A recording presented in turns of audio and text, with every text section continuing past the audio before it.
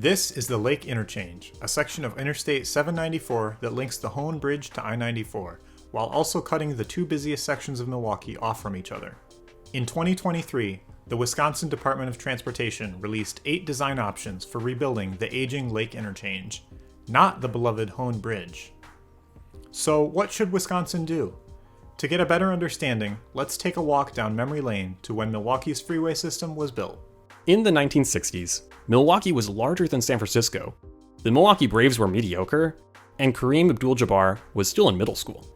To continue growing, city planners at the time believed that freeway construction was the key to unlocking a brighter financial future for the city. By building freeways to, from, and all around downtown, Milwaukee would give easy access to people from the suburbs by car. The original freeway plan called for 4 sections, creating a loop of freeways in the city. Let's first take a look at the southwestern corner of the loop, where Interstate 43 and 794 meet. This connection forms the largest freeway interchange in the state of Wisconsin. I'm currently standing in the historic Irish Torrey Hill neighborhood. Or what's left of it anyway. Irish settlers and later Croatian and Slovenian immigrants called this place home for over a century. The name Torrey comes from an old Irish word that translates to robber. When the freeway was built, this neighborhood was robbed of its existence. What's left is Torrey Hill Street, a 3-block long street with nothing left on it, because it's in the middle of a freeway interchange. Moving north along I-43, we follow the western leg of the loop to the center of Milwaukee's jazz scene, Bronzeville. In the 60s, Bronzeville was its own city within a city.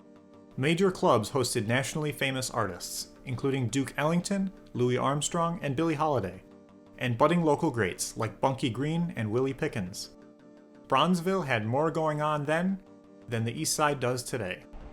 But that all changed when the freeways ripped through Bronzeville.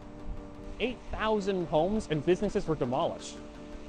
Many fled, and for good reason. One day, your front door opens up to a neighborhood. The next day, it opens up to a freeway. The next section of the planned freeway loop was the Park East, which was to extend east all the way to the lake, but it only made it to Jefferson Street. Right here on Jefferson Street is where the freeway ended and all the traffic entered the city. Instead of a sky bridge, now you can get boba tea, a much needed manicure, a pretty cheap haircut, and freaky fast delivery all in one trip. The land from here all the way to the lake was cleared before construction was halted after years of local opposition. Instead of developing a freeway, Milwaukeeans chose to redevelop the land, and now it's one of the most walkable, nicest parts of the city. As the Park East viaducts showed their age, talk of removing the freeway circulated, in spite of fears that traffic would gridlock. People said that it would be, quote, absolutely devastating economically to downtown, and that the city would, quote, shrivel up and die without the freeway. But after the success of the East Point neighborhood, local leaders approved the demolition of the Park East Freeway in 1999. The project was completed in 2003, and the results have been a resounding success for downtown. The majority of the 24 acres of land cleared has been developed, even despite the 2008 financial crisis. Over $1 billion of private investment in the community has completely transformed the area, which is entirely unrecognizable from its former state just 2 decades ago. Where there once was a freeway, there are now grocery stores, countless apartments, restaurants, recreation facilities, a state-of-the-art health center, the Milwaukee Bucks, and the Deer District. The removal of Park East has brought life to an area that used to be a desert of parking lots and concrete. The revitalized East Point neighborhood sits next to the lakefront, where the Lake Freeway was intended to connect the Park East and 794 freeways. It was meant to be a 6-lane elevated freeway, sitting where Lincoln Memorial Drive is today. This would have devastated the area, cutting the city off from the lakefront and its most popular parks. Thanks to the work of advocates at the time, a court injunction stopped this project in its tracks in 1971. And that brings us back to 794. It was honestly quite a mess to build, with legal battles and ramps and bridges that went nowhere, as featured in the Blues Brothers.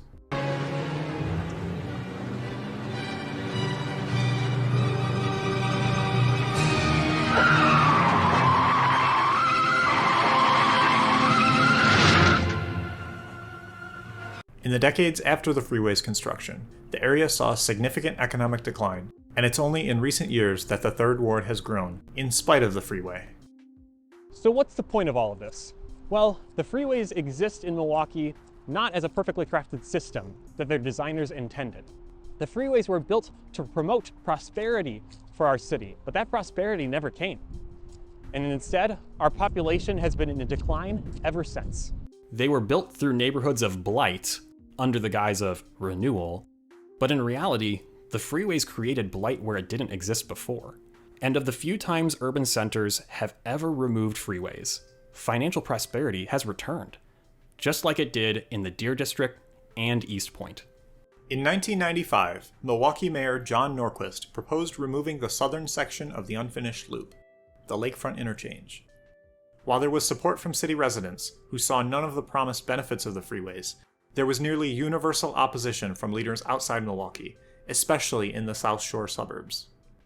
With mounting opposition, Mayor Norquist turned his attention a few years later to the Park East, which has had fantastic results. Today, we find ourselves facing the same debate. But this time, the Lake Interchange is 50 years old and has to be torn down. The important question that Milwaukee and WIS-DOT are faced with is what to do with the land. Rebuild the same interchange or redevelop? While WIS-DOT weighs its options, local advocates and elected officials are again calling for the overpass not to be rebuilt, but for the space it occupies to be freed for other uses. The mayor and common council even noted the overpass's removal as an important part of the 2040 downtown plan. The downtown public input meeting for this project was very positive, with many residents excited for the possible changes. On the other side are folks like residents in the South Shore suburbs, like St. Francis and Cudahy. The public input meeting in St. Francis was a lot more cautious, with some expressing hostility towards any amount of change to the overpass. I definitely understand the fear some folks feel when it comes to changes to their daily commutes and habits. We, however, agree with the local leaders. The city of Milwaukee should be a city, not a throughway. Let's break down our reasoning for replacing the freeway with surface streets. There are plenty of common sense reasons to reconnect the downtown street grid. It would be a more attractive place to live and visit. We would reduce smog from exhaust and pollution from tires downtown. It would be quieter. Bike and pedestrian access and safety would be improved. Even the driving experience gets better by having fewer confusing intersections. While these benefits make a lot of sense on their own, arguably the strongest and most practical reason to not rebuild the freeway is the cost. We're at a point where inaction is not an option, as the section of freeway has outlived its useful lifespan. Built over 50 years ago, the structure has been patched and patched again, and needs to be taken out of service before it becomes unsafe. This leaves only 3 options. Rebuild it as is, redesign it to better serve the region, or remove it entirely. Let's look at the costs, from construction to maintenance to economic impact, and see how each option stacks up. The first option, rebuilding the freeway viaducts as is, offers no changes or benefits to the surrounding neighborhoods, and keeps use of more existing infrastructure. The secondary costs of demolition and street-level construction aren't the highest, but the primary cost remains high: bridge construction. Building freeway viaducts, or any bridge, is orders of magnitude more costly than building at street level. Elevated viaducts require tons of concrete to form the supporting structure, many times what the road surface itself requires, and that's before considering the amount of structural engineering and planning needed to ensure the structure is safe.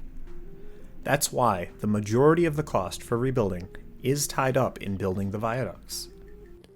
Now compare this to the second option, redesigning the viaducts. Building a new design for the freeway increases the scope of the project, meaning that less of the existing infrastructure is kept. All of the costs increase, from demolition to street-level construction, but especially to construction of the viaducts, because there are more of them. This makes redesigning the most expensive alternative in terms of construction. The third option, removal, comes in as the cheapest option by far. With construction costs less than half of the redesigned plan, the reason is clear: viaducts are expensive. While a little bit more will have to be spent on the surface streets compared to the other plans, That pales in comparison to the costs of building new viaducts. Because again, bridges are insanely expensive to build. There's no doubt, removal is the cheapest option, full stop. Not only are bridges expensive to build, they cost more to maintain as well. Bridges require regular inspections and structural maintenance and repair work to address everything those inspectors find. It should come as no surprise that building more viaducts costs more to maintain, making removal the cheapest option in the long run as well. Not only will removal cost taxpayers less, both initially and over time, the area will generate significantly more taxes year after year. Study after study has shown that dense, economically productive areas like our downtown are the fuel that keeps the city's services funded for everyone, across the city and even the state. With up to 18 acres freed up, what we can build here can change the fabric of the city. We could build public parks. We'd have the option to make more parking structures near the Summerfest grounds with street-level retail. We can, and should, build affordable housing so folks can actually afford to live in downtown Milwaukee. Not only will new developments make the space more livable, they will also bring in a significant amount of tax revenue. This new revenue will flow throughout the region and let our local governments provide better services to everyone. We've seen this change before, in the former Park East neighborhoods, and we'll see it again here if we reconnect the city. Land that was once an economic deadweight now brings in $8 million annually, and the area is only getting better every year. One example of what I-794 could become comes from Dr. Witzling at UWM. His proposal creates 3,000 new housing units, as well as new retail spaces, parks, job opportunities, and more, all of which could see the city generate $16 million every year and look beautiful doing it. If this is such a good change, why are some so disgruntled about the idea of removing I-794? We've heard a lot of concerns about where the traffic will go if we don't have an overpass. According to data published by WIS-DOT, this section of 794 is severely underutilized. More than 2/3 of traffic that uses the Lake Interchange is headed to or coming from downtown Milwaukee, meaning the freeway mostly serves as an extended off-ramp into and out of downtown. Removing the freeway actually serves this purpose better, allowing the street grid to disperse traffic across many routes, like it does on McKinley. Folks coming into the city will have increased access, being able to drive directly to their destinations on the grid, rather than having to find the correct exit and backtrack. And people leaving will be able to just hop onto the freeway. Speaking of which, the current design is a nightmare. Take a look at what the GPS tells you to do to use the Lincoln Memorial Drive on-ramp. You can turn in every direction from every lane. It's ridiculous, and we finally have a chance to fix this mistake. A reconnected street grid will better serve most of the current users of 794. Unfortunately, the drivers who do drive all the way through downtown will see an estimated 4-minute increase in travel time if they choose to keep driving on Clybourne. They could also just take a different route, like connecting with I-94, which has very similar travel times. Otherwise, their driving access will not be disrupted, only delayed. That is, these drivers will still be able to drive their old route through the city, and will only lose out on a couple minutes. To recap, reconnecting the street grid and using the land productively will create a vibrant neighborhood. Just like the Park East development, it will cost significantly less and ensure the city is financially solvent today and in the future. Reconfiguring the streets will make the commute for most people going into or out of the city simpler and easier. Reconnecting downtown will help right historic wrongs done by the freeway system that carved out so much of southeastern Wisconsin. While there are valid concerns with replacing the overpass, they are workable problems and shouldn't stand in the way of creating that vibrant new place. And, again, the Hone Bridge will continue to stand proudly in the Port of Milwaukee. If you're worried like us that an opportunity for such positive change might be passed up for no good reason, then you'll be glad to know there's actually something you can do about it. It's always a good idea to make your voice heard by reaching out to your elected officials at the state, city, or county level, and you can find out how to contact them in the description. More importantly, showing up to public engagement meetings for the project lets WIS-DOT know that they have to take this seriously, and gives city and county officials the assurance that they're acting in the public's best interests. While we were making this video, WIS-DOT just announced a public information meeting for the 794 project. It's going to be held this Thursday from 4 to 7 p.m. at the Marriott Hotel in downtown Milwaukee. If you want to see those in charge make the right choice here, then make sure you show up and make your voice heard at this meeting and any future meetings that are held. Make sure you get notified when these meetings happen, on this channel or from other sources linked in the description. And be sure to show up so we don't repeat the mistakes of the past. If you want to know more, head to the Rethink 794 website in the description below and consider signing up for their mailing list. If you want help visualizing the changes, there's an augmented reality experience of the transformed area at i794.com. Thanks for watching. Remember to like and subscribe for more stories about Milwaukee.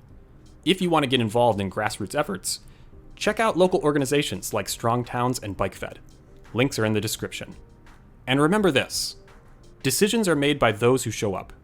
So show up.